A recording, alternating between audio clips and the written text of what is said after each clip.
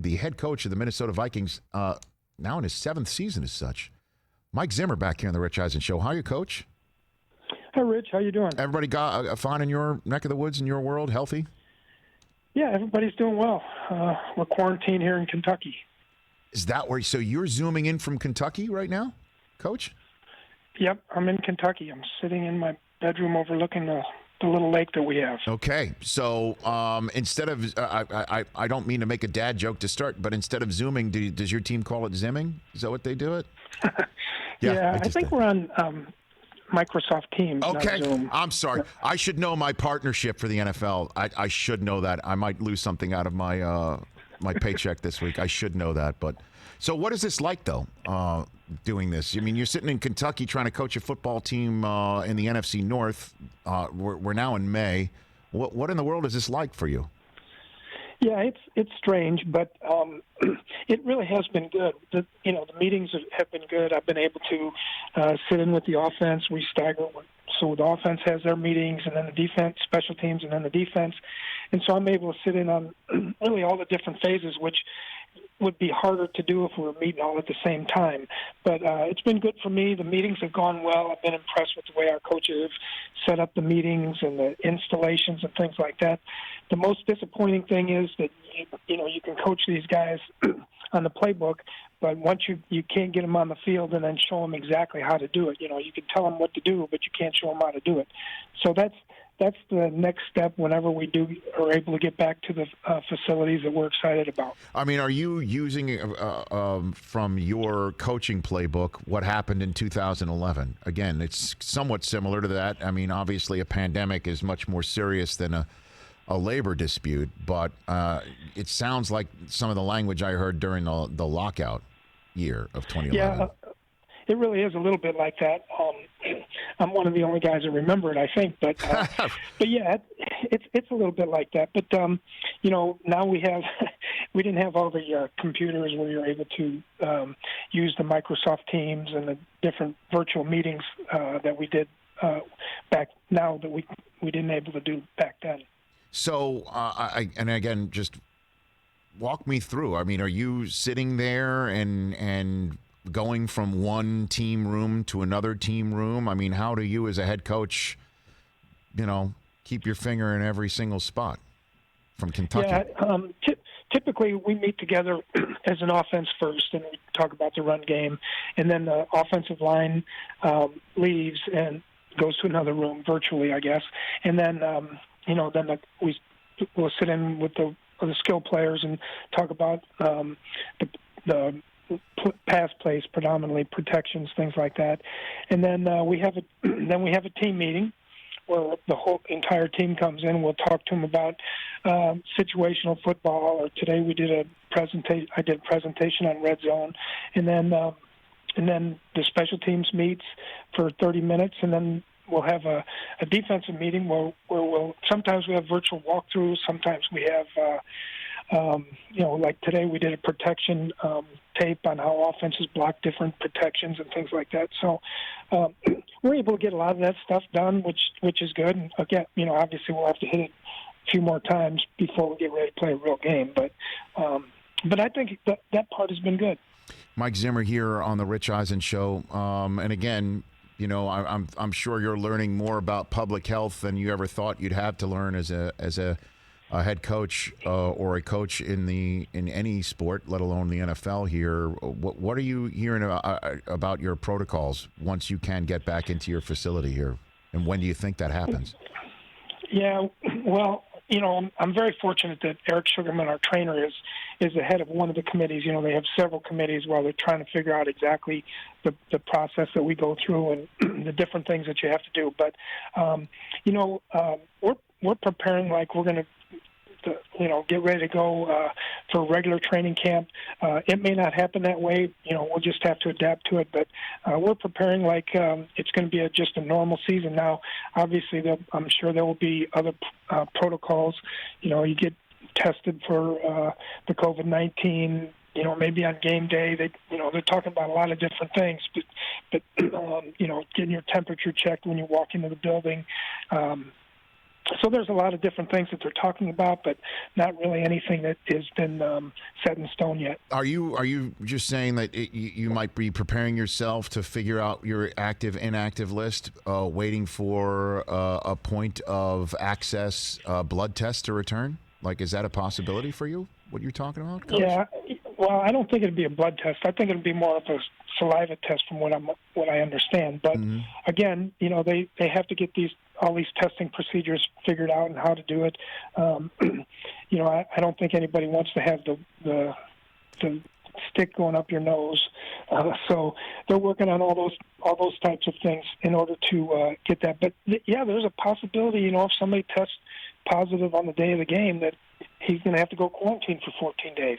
But we're all hopeful right now that we get the vaccine done, we get the tests all squared away, and we get back to work, because this is what we love to do, and we'd love to have fans back in there. Our fans in Minnesota are outstanding, and it would basically suck to play without fans, but we'll do whatever we have to do. Mike Zimmer here on the Rich Eisen Show. Let's talk about your draft. Were you surprised Justin Jefferson was available for you to snag there, 22nd overall? Yeah, Rich, I think every coach and GM always says we were surprised that he was there when they picked him, but we really were this time. We didn't think he would slide down that far to us, and we were very fortunate. We had a group of guys there, but he was the guy that we really wanted. He's an outstanding receiver. He's great on the contested catches. He's able to run all kinds of different routes from different positions, and we felt like he was really pro-ready as he came in there. And then obviously you were somebody who made a deal with San Francisco. Sitting there, you had the 25th overall pick. Walk me through the decision to make that move. Is that something where you just moving around the draft board because you thought the guy that you were going to choose eventually at 31st overall would still be there? Was Gladney a guy you were going to take at 25? Walk me through that process. Yeah, typically, Rich, what happens is Rick Spielman, Rob Brzezinski, and George Payton are the guys that are making all the calls throughout the course of the draft. And we got to that point where we were picking 25th. There was an opportunity where there was 3 or 4 guys there, so we felt like Gladney was going to be there. But if not, we had a couple other options that we would have went to. We were fortunate that he fell down to us, and sometimes collecting more draft capital is probably more important. If you got 2 or 3 guys, whether it be an offensive lineman or a tight end or whatever position, if you got 3 or 4 guys sitting there, and you feel like you can move back 5 or 6 spots, you can get some more draft capital, which can help your football team. Well, I mean, if just hear me out here, coaches. So by making that deal, San Francisco goes and grabs Ayuk out of Arizona State, who again, which we liked a lot. I'm sure but you also grabbed your guy in Justin Jefferson before. But the reason why I'm bringing all this up is that might have been a guy that could have been available for Green Bay, for instance, just throwing that team out there, because they then traded up to go get Jordan Love, which I don't know if you've noticed has created a bit of a stir within your division. Do you think you might have wound it up a little bit here by making that trade deep down? What do you think? Rich, I'm going to go political on you, and I only care about what we do. Come on now. Because there seems to be a bit of a hornet's nest that got kicked over within your division. Coach, what do you think? Well, yeah, everybody's got to do what they feel is best interest in their organization. To me, Aaron Rodgers is a great player. Every week preparing for him is extremely difficult. He's so good at everything he does. He's so smart. He sees blitzes and everything like that. And he's always, and he's a great player. So, but they have to do what they have to do, and we have to do what we have to do. And sure. Hopefully it comes out our way when we play him opening day. Well, certainly if they want to kick the tires on a young guy and sit him, right? You'd be all for that in Minnesota, right? Yeah, no problem with me. They could play him if they want. Jordan Love you're talking about, right? Not Aaron Rodgers. Yeah. Sure. Let's just figure out when your first time you take. Right. Let's just figure out the first time. Opening weekend wouldn't be a bad spot, too, in your building, right? See what you got in him. Yeah, that'd be a great spot. Oh, man. We're just lingering in a somewhat serious way on this subject. Were you surprised to see that pick? As you were going about your business for 31st overall, you look up and you see that the Packers chose a quarterback in that spot? Well, I think, they moved up to get him, so I suppose that we were surprised. Jordan Love's a good player. We had high grades on him as well. You did? I was talking to Parcells, I told him quite honest, quite often, and, yes. He said, well, he said that's really not a bad idea to go out there and, get another young quarterback and, be prepared for if something does happen or, things like that. So, there's a lot of different ways to look at it. We're just more concerned about whoever stopping Aaron Rodgers, I guess, would be the best way to say it. I guess it would. Mike Zimmer of the Minnesota Vikings here on the Rich Eisen Show. And again, you are from the Parcells tree. When was the first time you met him? Coach? When he got hired, actually there was he was back working out, and I was in the facility. It was a Saturday morning, I believe, and he came in, or I was working out, and then I came back, and on my desk there was a note that said, "See me, BP."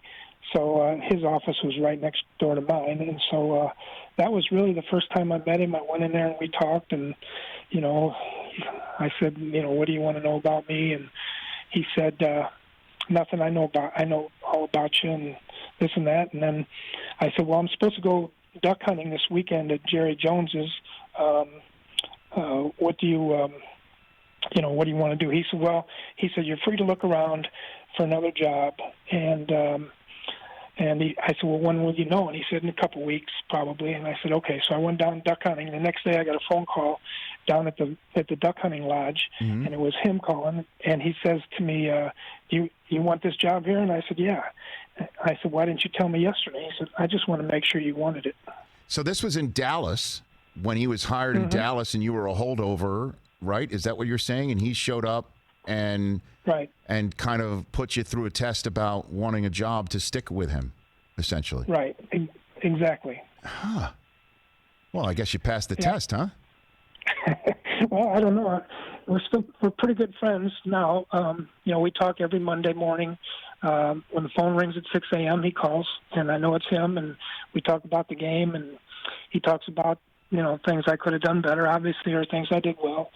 And then, and then we just talk time to time. I actually went down to saw him last spring. I went down to Florida, and we went to his golf country club, and we drew a bunch of things up on napkins, so that was kind of fun. But, he's a great mentor for me. He's hard on all of his coaches, but he, for some reason, I guess he took a liking to me.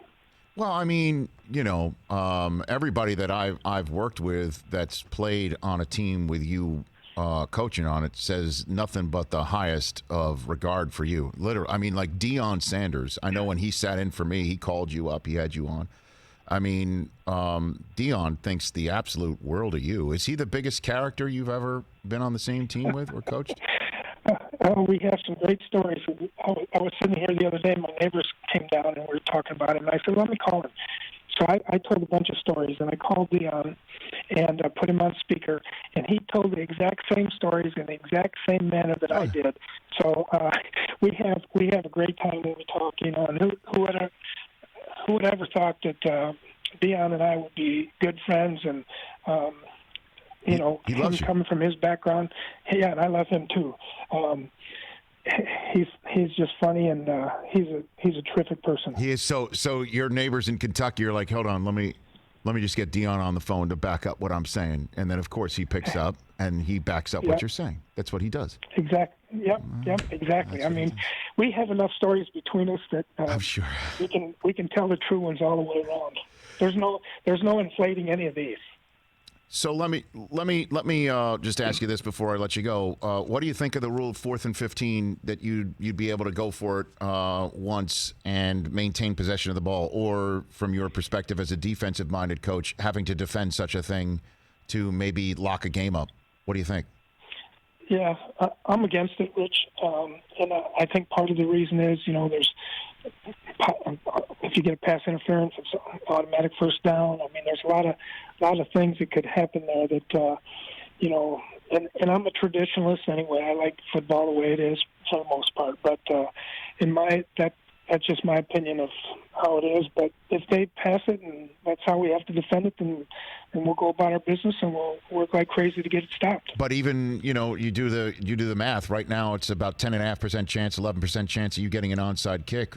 Much better chance for, say, Kirk Cousins to go, find Thielen or Kyle Rudolph, as he did in the end zone in New Orleans. It would benefit you too, wouldn't you say? Yeah, I guess, but we've worked so hard to get to the league is so tough. You work so hard to get to a situation where they have to kick an onside kick, where your defense gets a little bit of a rest, and then you got to, but they score. Let's say they score, and obviously our job is not let them score. But if they do score, then the defense has to go out there again and try and get them stopped. And it could have been a 10-play drive or whatever it was. But I just feel like maybe they should change the onside kick rule somehow or something like that. But it's just weird to me. Okay, 4th and 15. Let's have one more play. All right. So, but we'll, if that's the way it is, sure, then we'll go out and we'll defend it. Well, and I guess to bring this conversation completely full circle, it seems like many, many moons ago, the free agency or the new league year, I'll ask you the question, if you don't mind, that I get asked a lot. What happened with Stephon Diggs? Why did Diggs have to go from Minnesota? Well, honestly, Diggs did not have to go. We really didn't have any intention on trading him. Quite honestly, he put out a couple tweets, and there's some things going on there. But Stephon works extremely hard. He practices like crazy. He wants the ball like all receivers do.